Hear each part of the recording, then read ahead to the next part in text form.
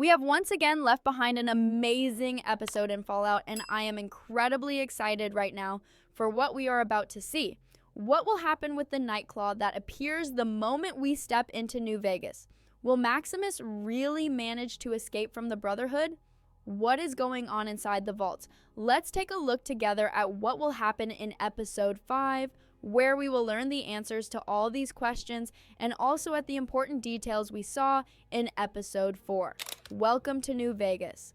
In this episode, the thing that excited me the most was definitely the Ghoul and Lucy stepping into New Vegas. However, the Lucy we saw in New Vegas was not exactly the Lucy we were used to, because the buff out drug that the Ghoul gave her to heal her basically turned her into an addict, and for the first time, we saw Lucy step away from her pure self and become someone addicted to action.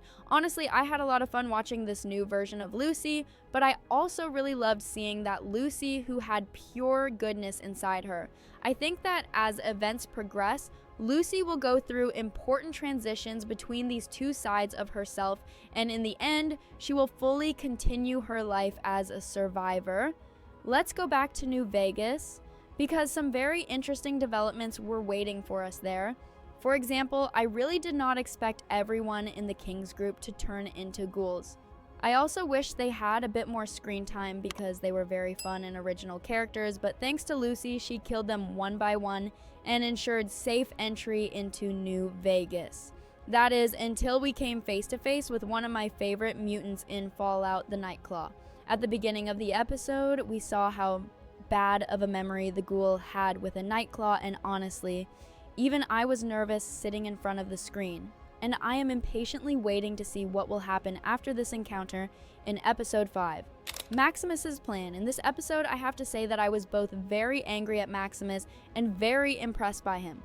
Saving the children and killing Xander in episode 3 was truly the most heroic decision that could have been made. And in this episode, we saw him continue that heroism. Giving Thaddeus the armor at first to buy himself some time was a very smart move. Even though Thaddeus did such a terrible job pretending to be Xander, the fact that no one realized he was not actually Xander felt a bit strange to me. Still, I cannot deny that the scenes were incredibly entertaining. On the other hand, we saw Maximus sweating bullets, and the fact that he could not pull the trigger right when he was about to kill Quintus really drove me crazy. Yes, I can understand that Maximus might not want to get used to killing by taking another life, or he might see himself as a murderer, but when it comes to Quintus, I honestly expected him to pull the trigger. Thankfully, with Dane's help, he managed to steal the cold fusion and escape from the Brotherhood for now. And when we learn where he went in episode 5, I am sure we will not be able to sit still from excitement. Vault drama. Just when I thought all the drama was happening outside, seeing things suddenly heat up inside the vault made me genuinely happy. We saw that Stephanie has officially activated survival mode. The way she uses her power over Vault 33, refuses to give them water to get what she wants, completely ignores Woody, and looks around as if she is openly threatening everyone, honestly gave me chills. However, Chet has now seen Stephanie's true face, and by taking Woody and Betty with him, it looks like they could start an interesting uprising against Stephanie inside the vault. As for Norm, who has newly exited the vault, it seems like the days of deceiving his group are coming to an end, because Ronnie from the group looks like that Norm has been manipulating them. This brings up the risk of Norm being left alone as he slowly starts interacting with the real world. In episode 5, we might even see Norm making shocking moves to re-establish his authority.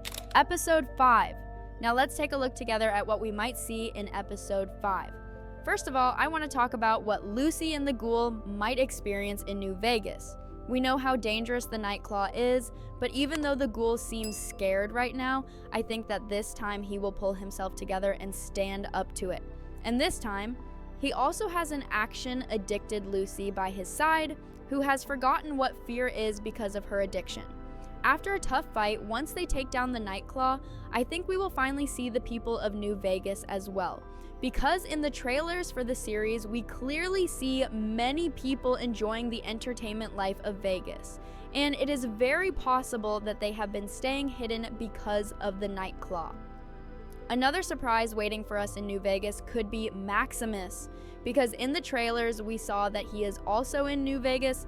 He might find a way to use the stolen cold fusion effectively here. Also, when he starts exploring together with Lucy and the ghoul, they may realize that the danger is much bigger than they thought.